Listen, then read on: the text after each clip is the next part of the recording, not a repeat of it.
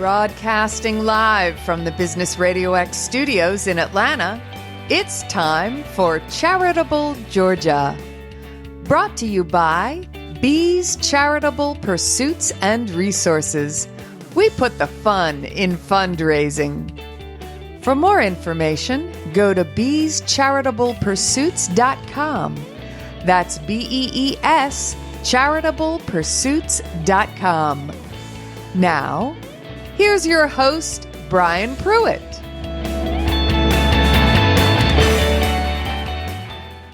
Good, fabulous Friday morning. It's another fabulous Friday, and we've got two fabulous guests this morning. First of all, happy holidays to everybody, and I'll remind everybody at the end, but this will be the last show for the 2023 year, and we'll get cranked back up in 2024. But if this is your first time listening to Charitable Georgia, this is all about positive things happening in the community, and I've got two fabulous guests again, as I mentioned, that are both kind of doing, well, they are from the same organization, but Beverly Bochetto, did I say it right? Correct. Awesome. I got it right. We'll see how I do well with yours, Scott. From Blue Skies Riding Academy, which is a nonprofit in Emerson, Georgia, correct? Yes. We'll get into that in just a second, but you shared with me just before we got on the air a little bit of your story. But if you don't mind, share your story and background, and then we'll get into talking about why you started Blue Skies. Where to begin? My daughter loved horses from the time she was tiny, and she began to ride when she was 5 years old. And so I got involved too. And then we had a Girl Scout troop. I was a Girl Scout leader for 12 years. And my troop did a lot of horseback riding at Girl Scout camps, and I got to know horses even more. Then I began to volunteer there. And when they were set to close, I negotiated to buy half of the herd at Camp Pine Acres, and I started Blue Skies. I think I love horses. I love kids, and horses and kids just go together. They are a fantastic combination. Yeah. Well, you were sharing too that you don't actually really ride, but you love being able to share the passion of the horses and the kids together. So, Yes. I'm just curious with the not riding part. Do you still like being around them and all that stuff as well? Yeah. Oh yeah. I like to groom them and talk to them and kiss them and whatever. I just don't really enjoy riding. So do you have a favorite horse? You know, it's like having your children. You love them, but you just love them different. Right. They're all different. Do you have miniature horses as well, or are they all the large ones? We have one, and his name is Reptar, and he's a beast. He's a mighty beast. I like the name too. How'd that name come about? He came with that name. Okay. Yeah. Is he kind of does he help herd the other big horses around? Oh, he's the boss man. All right. So Emerson's not that big, but if people aren't familiar with Emerson, share about where you're located. We're on 501 Puckett Road, which is off Old Alabama Road, which is off 293. We are about 2.5 miles from I-75. Okay. That place is growing. I mean, Lake Point helped that thing explode. So. Oh my goodness. Yes. Do you, do you work with, mainly kids and the horses? Is it just primarily kids and horses? We have quite an adult contingent too of adult riders also. Okay. So go ahead and share about Blue Skies. What is it? Is it just a riding academy, or, I mean, it's a rescue, obviously, for horses as well, correct? Yes. We are a horse rescue. We actually specialize in off-track thoroughbreds. We retrain them for our lesson program. The kids love them. I love them because they're just such athletes. They're just magnificent animals. Plus we have a bunch of ponies who are bad little ponies. Scott has a pony. And, we give lessons. We also do programs, for community groups and such, of learning about horses, grooming horses, fooling around with horses. Right now we have a 4-H program that comes out once a month. We also, some of our riders show their horses at Wills Park and at Conyers, monthly sometimes during the season. The season runs basically from March to November. Okay. But I don't care if the kids show or not. Everybody gets something different out of horses. And for some kids, it's a competition. Scott's daughter did not show for years. And then she got the show bug going on and got hooked. And Scott and his wife, Christy, got hooked too. Well, kids do that to you and they make you get hooked on things. Oh, So, yes, they do. Yeah. so curious too, do you actually, are you able to board horses for other people as well? Or Yes, we do. Okay. Yeah. So one of the things I'd like to ask people when we're on here, because it's all about the community and stuff. So why is it important for you to be part of the community? Because I don't mean to sound like gung-ho religious or something here, because this is how God shows himself through us in our community with each other. And it's very important to reach out. And it's very important for children to have that community. You know, our families over the years have become so fragmented. We're all over the country. Trying to get together is just crazy business. We have to make more family. And our barn is like family. We are a very family style barn. We have a lot of parties. We have a lot of get-togethers. We are known in the show world that when our girls are riding, the rest of the barn is there cheering them on. Awesome. And so that's important for kids. They make lifelong friendships at the barn. And, oh, I know that person. And then there's the horse community itself, that we're a close-knit community. We all know each other, and we all know each other's business, even if we don't tell each other's business. It gets around. Right. So I'm guessing your parties are like the hoedowns. It's always potluck. Wow. My kind of party. Yeah. We just have potluck and cornhole and whatever. We have all different. We just did our Christmas party on the 8th, and that was a lot of fun. We have that one at the barn. But usually they're up at the farmhouse. Do you decorate the barn every year for Christmas? Yes. Are the horses wearing lights? Occasionally. Do you pull them sleds? You got a sled they pull? No. Oh. No. That'd be kind of fun. Our one driving horse, Dozer, died 2 years ago. Oh, all right. But when the last time we had snow, which was several years ago, the girls were so excited. They wanted to see the farm in snow. And I guess I had maybe 8 girls sleep over at my house, all over the house. And it did snow, and we hooked Dozer up to, I think, a big plywood board. And we drove him around the pastures with the girls on the back. It was a lot of fun. That's awesome. They got a tremendous kick out of it. That's awesome. So one of my family and I's favorite shows, Heartland. Do you watch that? Years ago. Yeah. I don't really watch TV. Well, being a horse person, it's actually just started its 17th season. This is a pretty cool show. But all right. So you guys are a nonprofit. Yes. How can people in the community, businesses, do you have opportunities for people to volunteer, support? And if so, how can people get involved? We always need help at the farm. When you have 37 horses and 26 acres, there's always something to do, whether it's just cleaning up the pastures from fallen branches and fallen trees to cleaning stalls, rolling shavings. It's leading horses in and out. We have a lot of volunteer opportunities where if you're afraid of horses, you don't really have to handle them. You don't have to know a lot about horses to come out and give us a hand. What do you think, Scott? Yeah, a lot of the, like the 4-H girls and everything, they love just coming out and grooming the horses, especially some of the rescue horses that they don't get a lot of love, the ones that aren't able to be in the lesson program for whatever reason. So they'll bring them in, just groom them. And that's very therapeutic and calming too. And a lot of people love doing that. And it's great for the horses as well. Awesome. So what about, do you have way for businesses to get involved in helping you? I know you said you guys are self-sufficient, but I'm assuming you can still take sponsors and do things of that nature? Always. We always need our driveway graded. We always need gravel. We always need fence boards. We need people to put up fence boards and take down the broken ones. The horses break fences a lot. So share your website, how people can find you, and the best way to get a hold of you in case somebody wants to either talk about volunteering or help supporting. Okay. We're BlueSkiesRidingAcademy.com. We're also on Facebook as Blue Skies Riding Academy. My phone number is 770-925-5182. Our business line is 770-926-2003. You'll reach our barn manager, who's AJ, and she's been with us for 12 years. Okay. 13 years, I think. Yeah. Do you guys have any fundraisers or anything like that coming up, or things you want to share that might be coming up that people can, know about? Right now, we've got a great silent auction that ends on Sunday with a lot of fun activities in the Cartersville area. I bid on the one for the Booth Museum and Main Street Seafood myself, and I'm going to outbid anybody for that one. But a lot of activities in restaurants in Cartersville.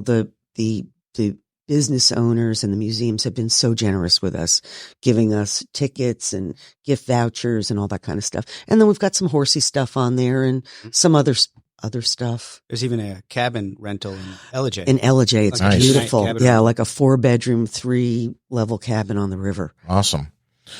So I'm assuming same website, they can go and check that out. It's actually, you can find it on the Facebook page. Yeah, it's Okay. on the Facebook page. It's not All on right. the website because it's a temporary type Okay. thing. Any, do you guys do any shows or anything like that at your place as well? We've done it in the past. We didn't do any, I would say the last 2 years, maybe. Yeah, it's kind of been since COVID, it kind of shut down Yeah. a little bit, but we're getting those back up and We're running. getting those back up Okay. again. We'll have schooling shows, which are just fun competitions. If someone has never shown before at, a big event like Wills Park or a big venue or Conyers, this is a great place to start. It's local. It's friendly. We fire up the grill. It's a kind of friendly competition. It gets our kids used to putting themselves out there because believe it or not, a lot of the kids who come to ride are like really shy people. And I mean, the thought of like getting on their horse and showing off basically, in front of a whole bunch of people is terrifying. So we're more low key at the farm and we laugh a lot. We still give out ribbons and all that, but it gives them a taste of this is what it's like to show, and it gets them outside of themselves, Right. which is kind of cool. Awesome. So I think we're planning 2 of them, one in the spring and one in the fall. Yes. Yep. And we invite local barns if they'd like to come Okay. and show too. So we have it's fun. So everybody keep up with their website and their Facebook and all that stuff so we can find out about all that on those as well. So, so I was talking to you a little bit before we got on air about the Cartersville Business Club and the little group Emerson Connects that meet in the networking. And I've been networking in Atlanta for about almost 30 years. There's a lot of powerful stories that can come out of networking. Have you had an opportunity to do any networking since you've had Blue Skies? Not much. Blue Skies keeps me pretty busy. Basically we have volunteers and a lot of them are teenage volunteers. So we have good after school help most of the time for feeding and bringing in the horses and stuff. But basically Blue Skies is run by me and our barn manager, AJ Martin. And again, 37 horses and 26 acres. Right. And 2 ladies of a certain age. One of the ladies actually works for the Booth Museum and that works with the Cartersville Business Club. So Leslie McMillan, you're welcome, Leslie, for that shout out. So I'd like for you to give a little bit of advice because somebody might be listening who's thinking about starting a nonprofit. And so if you would give anybody advice about starting a nonprofit, no matter what kind it is, what kind of advice would you give them? I think you have to go in with a plan. I'm not familiar with like nonprofits as a whole, but I am familiar with nonprofit and horse rescue and stuff like that. You have to go in with a plan. And again, my plan was that Blue Skies would be self-supporting and self-sufficient. Because I too wanted to serve children, not just horses.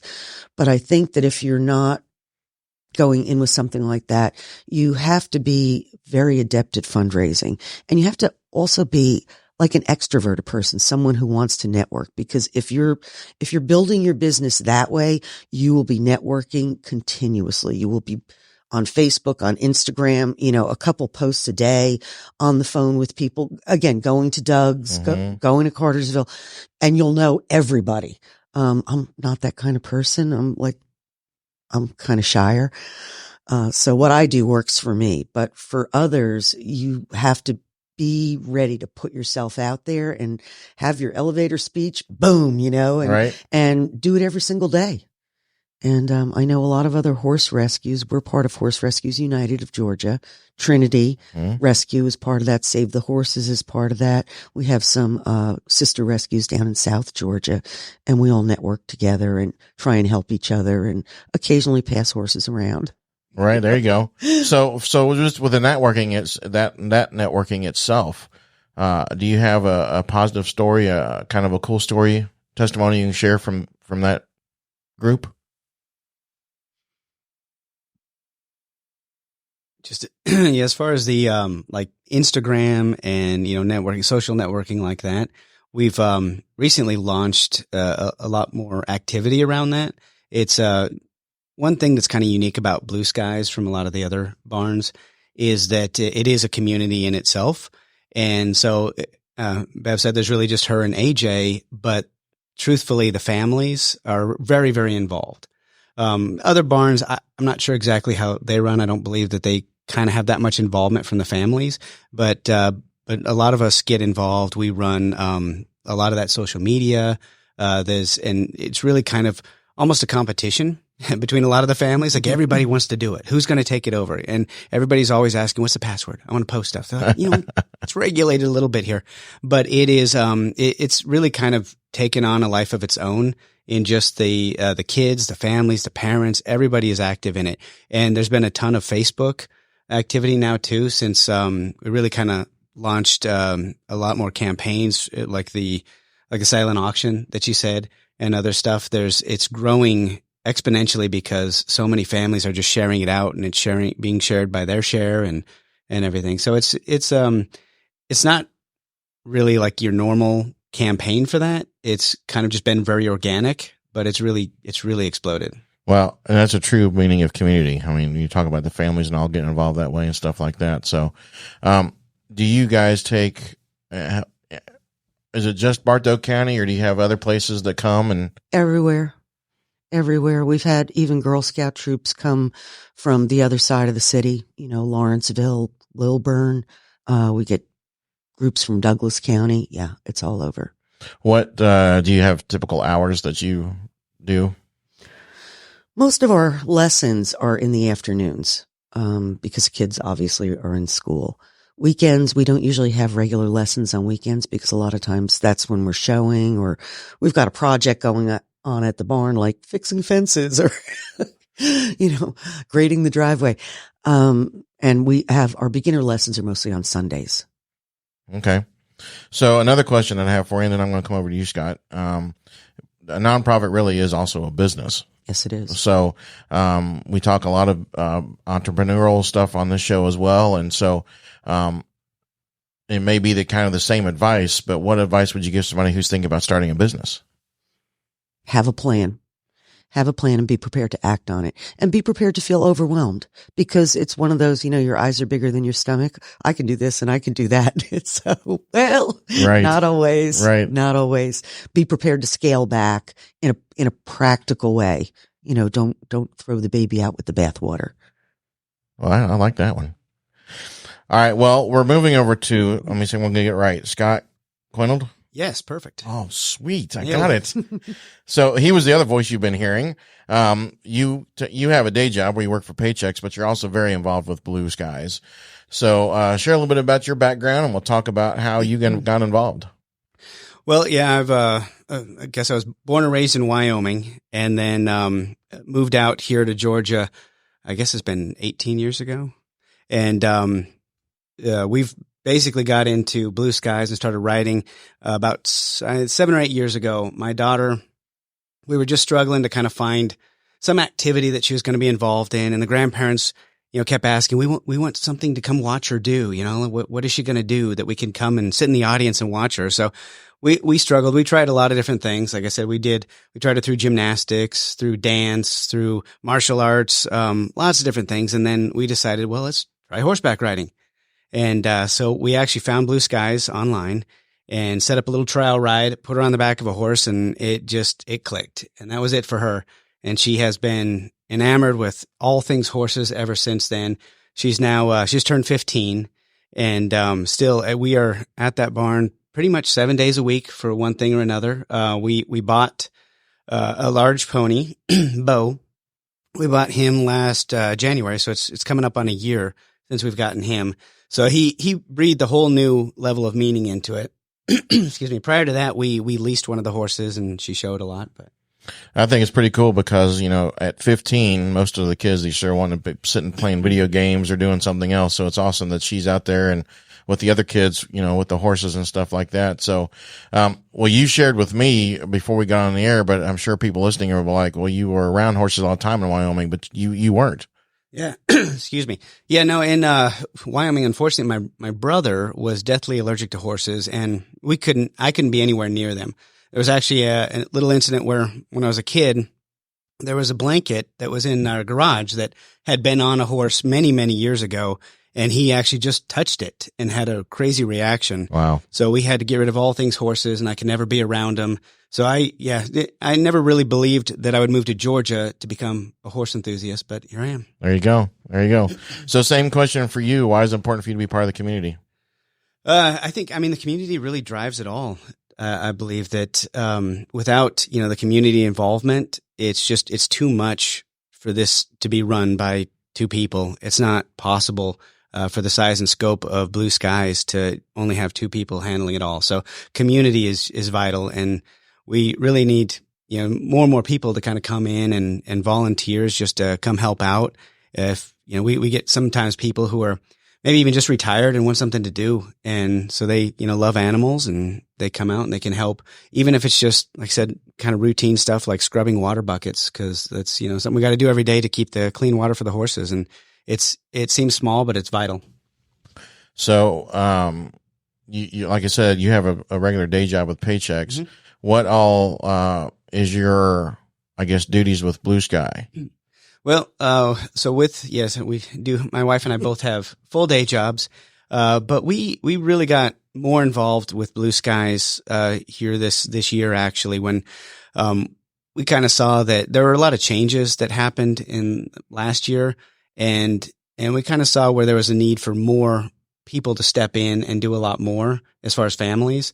So my wife and I kind of came up with a proposal of how we really wanted to help out. And we went to Bev and AJ and kind of presented our proposal on how we want to become more involved. And we weren't sure if she's going to be receptive or not, honestly. But it was like a yes. Yes. When can you start?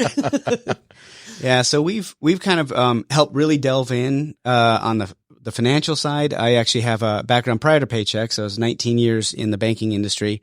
And my wife has actually run a couple businesses of her own as well. And she's a product manager senior product manager for a large company too. So she's got a lot of knowledge in that. So we've kind of, delved in a lot to the business, gotten to know a ton more about it, and just trying to find out ways we can help. So we've started creating committees. We've got a lot more parent involvement. We had a meeting with all the parents, and I put them on the spot, and I said, would you guys rather volunteer your time or pay more money? Raise your hand.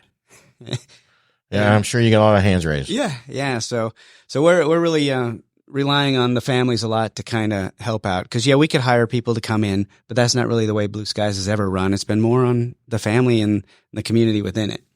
So other than your horse Bo, do you have a favorite horse that you've worked with over there? Probably Bella.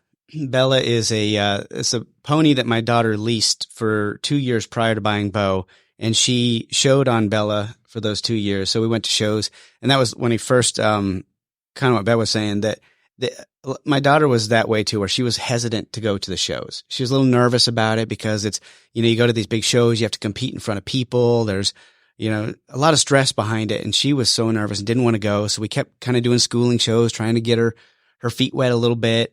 And then finally, we leased Bella, and she went to her first show, and it was just, once again, it clicked. And after that, she's like, I want to go to more. I want to go every month. Can we go more? That first year, we told her we'd go to 2 shows, one in the spring, one in the fall. We went to 4. Then last year, I think we went 1 a month, and it's kind of, I don't want to say addictive, but it really is. It's so much fun, and it's such a busy, crazy weekend and a show weekend, but it is the community of Blue Skies is great. We all get together at the shows. We have little potlucks where we'll sometimes bring out a grill, and we all hang out. There's usually a couple people with campers, and we hang out there. We have dinners together. It's everybody cheers each other on when the girls aren't showing. They all come to whoever is, and they cheer ringside, and it's fun. It's electric. That's awesome. So this kind of week for both of you, do you guys have opportunities for families who might have kids that are special needs to come out and be able to do things with the horses? Yes, we do. We are not, like a certified facility, but we've had a lot of children over the year who I would say are kind of on the spectrum of autism, and horses really help them come out of their shells.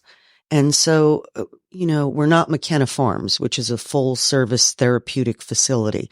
But yes, we can accommodate children with special needs. Okay. So Scott, I'm going to switch gears just for a second. I want to talk a little bit about Paychex. Mm-hmm. I'm familiar with it, but for some people who might not be listening, share a little bit about what Paychex does. Yeah. So, Paychex is HR, payroll, and compliance type of a company. I'm specifically with the PEO department, and PEO is just a program that we basically handle outsourcing of HR, and all the other parts of that with, workers' comp. We do payroll. We do HR. We help with hiring, with, managing the compliance. We do training, for the employees. We'll also do help with performance reviews and everything. So we kind of help take all that off of a business's workload. So we handle all the admin tasks so that business owners can focus on the reason why they got into the business in the first place, which is, growing their businesses. So we help just kind of outsource that, where it's called co-employment. We actually come in and we, co-employ their employees. So we help in a lot of other ways too. It's great with restaurants, for example. Like restaurants, there's tax credits that restaurants can get for tips, but they can't get it unless the restaurant is profitable. So new restaurants, typically, 3 years or more, and they're not profitable. So we're able to go in there with the co-employment. We bring the employees also under our tax ID, and they're able to get that tax credit, which can sometimes be tens of thousands of dollars for the year in a tax credit that they couldn't get otherwise. So a lot of good advantages that we kind of bring there. You guys do background checks as well? Yeah, we do background, drug tests, okay, all that for them. All right. So you told me, and you mentioned that you came from the banking world, prior to this. So you're obviously a people person, I would hope. Yeah, try to be. Have you had an opportunity to do any networking? Yes. Yeah. I've been in, some BNI groups, and of course, Chamber of Commerce. I've been in a couple other different clubs, that I've done through the years. And I was part of the, Kennesaw Business Association for a while as well. Okay. Do you have a positive story you can share from the networking? Sure. Yeah. There's a great BNI group that I was in Kennesaw. It was when I was, working at a bank down there. And it was, that's actually where I first met my first Paychex rep. A great guy there. He was kind of on the board, and it was one of the first BNI groups that I'd ever been a part of. And I'd heard some negative things about BNI groups where people said it's kind of, waste of time, waste of money. I think there's good groups and bad groups, but this particular group was just fantastic. And it was a really good, sense of community there. And I got to meet some great people that I'm still in contact with. It's been, 5 years ago, I think. And it was, but I'm still in contact with these people. We still send each other business and help each other out. And it's that whole aspect of just helping each other. And that's the reason why you're in those groups. You're there to get, some leads and some help yourself, but it's all about sharing and helping each other. So for those, I was part of BNI. I'm not really a fan of BNI. That's a story for off the air, but, for those who may not know, familiar with BNI, share what BNI is. So it's basically, it's a company that helps facilitate these, groups, and there can be groups all over, and they can have their own focus, and they kind of run autonomously. But you can easily look it up on BNI. I don't remember the exact website, but look them up online, and you can just search for a group and find one in your area. And like I said, some are hugely active and have large base of people that go. And typically BNI they'll limit it to where there will only be, say, one person from banking, one person from Paychex, one person from a law firm. So you're not all stepping on each other trying to get leads. It's a diverse group from diverse backgrounds that all just basically you talk about what you're looking for. You say, like, I'm really looking for customers that are interested in this. And then everybody thinks, hey, I know somebody like that. And they'll refer them to you, and then you refer back. And it's just it's a good way to kind of share people. One of the things I think that I'm not really, I'm more of a believer of, the open networking where you can have multiple things and believe in collaboration over competition. I'm not down at all on BNI. It was not, the group I was in wasn't that great, but, I do believe in the collaboration over competition. And when you go in networking, I share this too, that you should go in them with a mindset of helping others, not what you can get out of it, because that will come back to you anyway. Yep. A lot of people make the mistake of trying and going and selling something, and it's all about me, and you're never going to get anywhere that way. So, so for somebody who has a business, whether they work with Paychex or not, can you give any advice for any tips from the HR or anything like that perspective that people might need to think about? Yeah, it's the world of compliance and HR it's vast and it's complicated, and it can get businesses in trouble if they're not in the know. So if you don't have a good HR background, I would highly suggest finding somebody to help out there, because you can easily get yourself into hot water if you don't understand all the compliance, and it's all different from state to state. Especially if businesses start to do business in multiple states, it's a whole other can of worms there that you're opening. So it's good to always have somebody knowledgeable on the team, and don't try to do it all by yourself. And that's important, because ask for help. I mean, anyone thing that you're doing, right? Bev, you do the same thing in your group. Ask for help. Yeah. All right. So what size group or businesses do you guys typically work with? We can honestly work with about any size, but Paychex was founded more on the small business side. We really kind of want to be helping out the companies that are small to mid-size. And we can do large corporations, like I said, but it really anywhere from about 5 employees. We can help out with payroll and stuff below 5, but for the PEO, there's not a huge need for that under that. So honestly, the sweet spot is probably from about 20 employees up to, say, 500 is kind of where we really shine. And a lot of the newer startups, they really can benefit from ours, because we're able to kind of just come in there and take on all those tasks that they don't want to deal with anyway, and run with it from there. Now, is it Paychex? Is that a nationwide company, Metro Atlanta, or where all do you guys work? We are nationwide. Okay. How about you? Where all do you work? So I'm really kind of Atlanta Metro. A lot of the businesses that I work with, I have a pretty large territory. Honestly, I can work with a company in California if I want to. I'm not 100% territory based, but I focus right around kind of Ackworth, Kennesaw, out to Alpharetta, Roswell area. That's a big part of mine. I've got some customers in Gainesville that I go out. So pretty wide net, and I'm happy to drive and meet with people in person. Or, of course, we have all the virtual aspects today. So we do most of the meetings virtually, but, I can be anywhere I need to be. So I got Wednesdays for you, because there's a group that meets in Ackworth at Center Street Tavern every Wednesday from 11 to 1, 11:30 to 1, really. I tell people to get to 11 because you won't get a parking spot if you get there after. But there are no Paychex people that come to that. So okay. And it's a free group. You just pay for your lunch, and then drive up in the mornings before that, come to Cartersville Business Club, because honestly, in the last several years I've been networking, I've seen one Paychex person. Really? So get you involved. I was dubbed the leader of the networking posse several years ago, so I can induct you in that if you'd like. So that sounds good to me. Okay. So this question is kind of going to be for people who are thinking about maybe volunteering, right? They're looking for something to do, and they're not sure what to do. From your perspective, what kind of advice would you give for somebody looking to do some volunteering, whether it be for Blue Skies or any other nonprofit? Yeah, just reach out to us. We've got plenty of opportunities, and just as volunteering in general, it's just having the right attitude when it comes to it, just being ready to help out and do what you need to do. I've done a lot of volunteering, I guess, through my entire life, not just at Blue Skies, but I've helped out with tutoring. I actually tutored I used to be fluent in sign language. I'm not as fluent anymore. I can still do quite a bit of it. But I used to go tutor deaf wards, like children in detention centers and stuff that, so I'd have to go into the detention center, work with deaf wards in there to help tutor them and help them out and everything, because there was just a real need for it. But it's just having that kind of spirit of being willing to do whatever you need to do to help somebody out.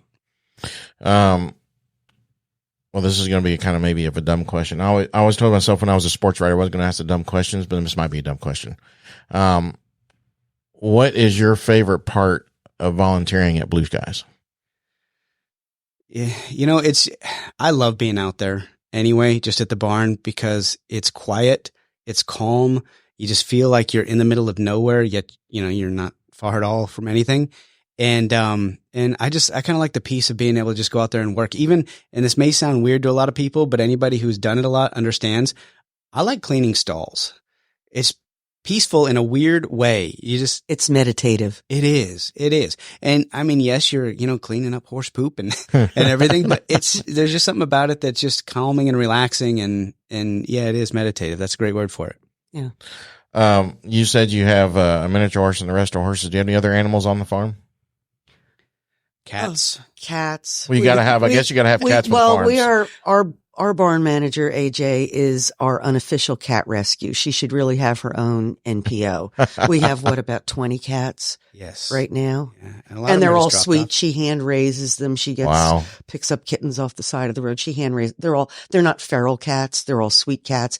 And people who don't even own cats love to just have a cat on their lap and pet it. And So all that how are fun they with the stuff. horses?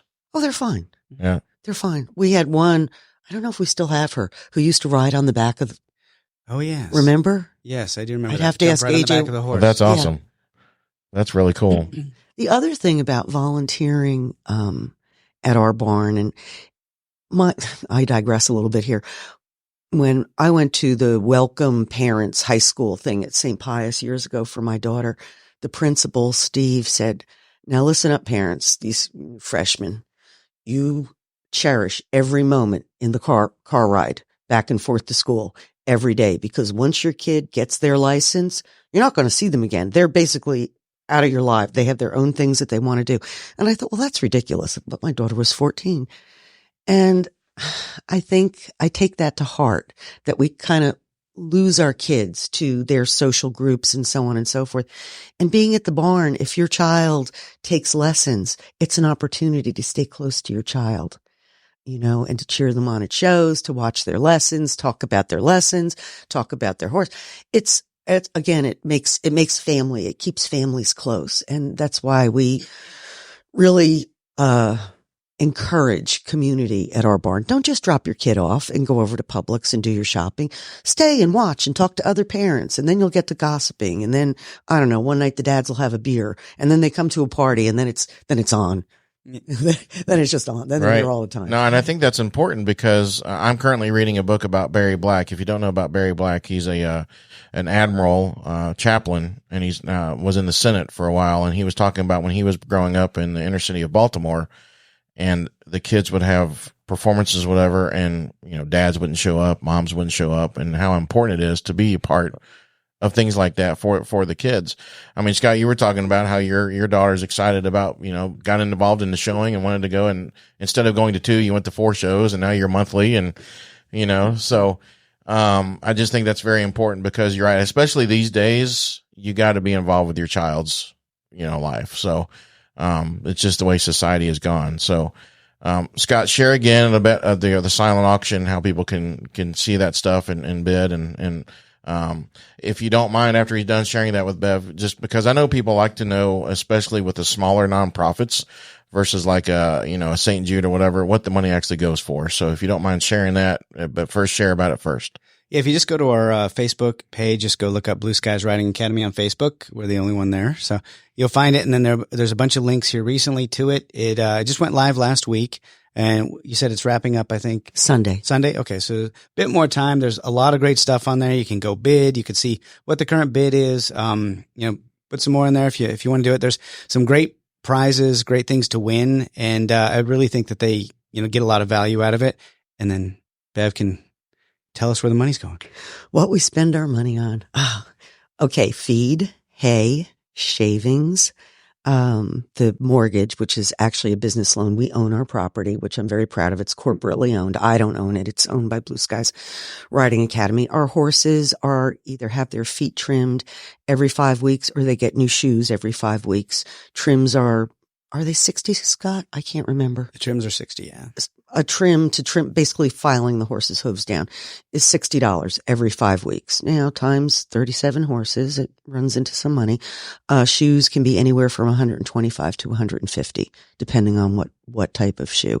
We have vet bills. Our horses tend to be very healthy, but we do have routine vetting, which includes Coggins, which is required by the state for equine anemia, and then their booster shots every year. Okay. But sometimes our vet bills get big. We'll have lameness or a horse will colic, which is always life-threatening for a horse.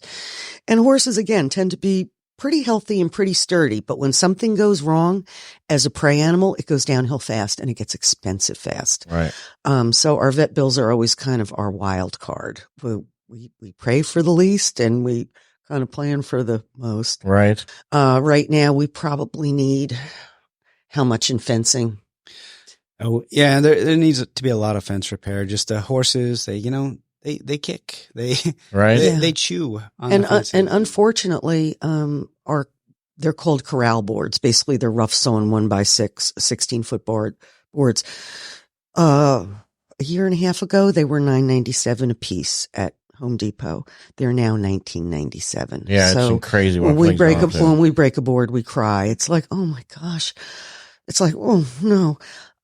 Right now we also have a little situation with our well. We need a new holding tank, and Scott jury rigged it because he's a genius about things like this. We need a new holding tank, but it's about $3,300, which we just don't have. Right. And then we have our property taxes and and then just routine barn supplies, that we need. We just got another 12 lead ropes. Mm-hmm. Or we'll need a new saddle. Last month was a new saddle. We had the saddle fitter out, and one of our horses, we couldn't find a saddle in the barn that she could either pad for this horse or fix in some way. And so there was $880 for a new saddle so that the horse could be comfortable, which that means also the horse needs less chiropractic care. There are equine chiropractors, and we have a great one. He comes down from Tennessee once a month, but it's $90 a horse. And depending on what the horse is doing, sometimes they're adjusted once a year. Sometimes they're adjusted every other month. So that it all goes to that. I derive no income from Blue Skies. Our barn manager doesn't always derive income from Blue Skies. We try. So our trainers are paid. They're paid for giving the lessons, but really all of the money that is raised or earned by Blue Skies goes back into the horses and the property. It's kind of cool that you talked about, because I knew there was some equine chiropractors, but probably really there's a chiropractor for horses. Yeah. There's also a chiropractor for dogs too, I found out. So it's kind of cool. Yeah. But I never thought about it until you mentioned that you have to make sure that the saddle is comfortable with the horse. I just assumed you picked the saddle and set it on the horse. So you never think about things like that. So I'm glad you mentioned that. So I may have some connections for you. Do you guys, I'm sure you have one, but can you use any other farriers? We have one farrier, Nicholas Starr. Shout out, Nick, if you're listening. He's been our farrier for, I want to say 10 years. Okay. And he's our farrier. All right. If you would like another or need another introduction to one, I've got a good buddy of mine who's actually a pro rodeo rider, but he also does farrying. So, okay. He's up there just north of, Calhoun. So, he's looking for some stuff to get horses. I mean, he'd be right there because that's what he does. So, I may have a fence person for you too. We'll chat afterwards, but, all right. So, as we kind of wrap this up a little bit, I'd like for both of you to share a little piece of, positivity, either a nugget, quote, word, something to live. Well, the rest of 2023 is only 2 weeks away, but the, rest of 2023 and beyond with. So, Bev, I'll start with you. What kind of knowledge would you like to share, or positivity? I think no matter how you feel about, religion or anything like that, that you have to have faith. You have to have faith, and you just don't give up. Sometimes when things get really bad, maybe you just need to go to bed early and wake up with a fresh, arrested mind. And you keep going, and I always think there's something better, that tomorrow is going to be a better day. And for the most part, it is. It is. Scott and Christy stepped forward a couple months ago with a business plan. They actively criticized in 2 or 3 pages. We noticed the barn is getting a little messier and stuff like that. Well, our barn manager, AJ, has been battling 2 brain tumors for the last 2 years. And so when she's in radiation or in chemo, it's very taxing for her physically. And I thought that they were just going to criticize us and say, the barn looks like a bomb hit it. Right. And instead they were like, here, you need to read this. We want to help. And I was like, oh my gosh, that was like a gift. That was a gift from, this is how God shows himself through us. Right. The other thing that happened, this was a long time ago. We were actually in the barn next door. We had a landlord from hell, not the current owner of that barn. The current owner's great, but the landlord from hell, we didn't even have a toilet. We had a porta potty, which I called Hell's Potty because those things get really hot in the summer. And we were paying, pretty much what our business loan is now. And we had an outdoor arena that I paid for, and it was a miserable life. Plus I was going through a divorce, which was also no fun. And a real estate agent showed up at the barn and said, I want to buy that place next door. And I was wondering if I could rent it out to you, but I just want to buy it as an investment. I said, yeah, I'd be interested because it has an indoor arena, which is all weather. We can have lessons all weather. And a couple of months, so we kept in touch. And a couple of months later, he called me and he said, I've decided not to buy that farm. I was like, oh, okay, And he said, but I think I could get it for you. And I was like, you got to be kidding me. And because I think it was at 1.2 million at that, I was like, I don't know. I said, I'm going through a divorce. There's no settlement. Everything is up in the air. He said, no, let me work on this. And he worked on it and he called me back a couple weeks later. He said, the farm is yours for half of 1.2 million. Wow. With a $50,000 build out, no money down. I said, all I have is my credit rating. And he's like, that's fine. That's all you're going to need. He said, as long as you can close by December 31st. I said, oh, I can make that happen. That's awesome. And so talk about a miracle, the miracle of that. I think that is, aside from the births of my children, I think that is the greatest thing that ever happened in my life. That's awesome. Well, and that's another reason I do this show, because those are all just examples of, that's more stories that we need to hear about. So, Scott, what about you? What kind of positivities or thing would you like to share? Well, I just I think about it a lot, actually, every time I watch the news now, every time I kind of talk to people, look on a lot of social media. There's a lot of negativity, and it seems to have really kind of built in the past several years. And if you get sucked into that, you become part of the negativity. But I think that all of us need to do our part to rise above that and do something good for somebody else, help out a charity, help out your community, do something in a small way to help somebody else out and rise above the negativity and spread positivity as well, because that is also infectious. Yeah. But I think it takes individuals to just make the decision to do it and do it. Well, they say they could change the world one person at a time. I forgot to ask you, Scott, if there's somebody out there with a business or something that wants to talk to you about your services, how can they do that? Yeah, they can email me at, it's just, S Kvenild, which is SKV as in Victor, ENILD as in dog at paychex.com, or just give me a call at 770-500-4723. Awesome. The other thing that is a lost art these days is a thank you. So Bev, I want to thank you for what you're doing for the community with the horses and the kids as well. And Scott, thank you for what you guys do for Blue Skies and helping keeping that going. Just a reminder too, this is the last Charitable Georgia for 2023. We'll talk to you guys in 2024, but let's remember, let's be positive. Let's be charitable.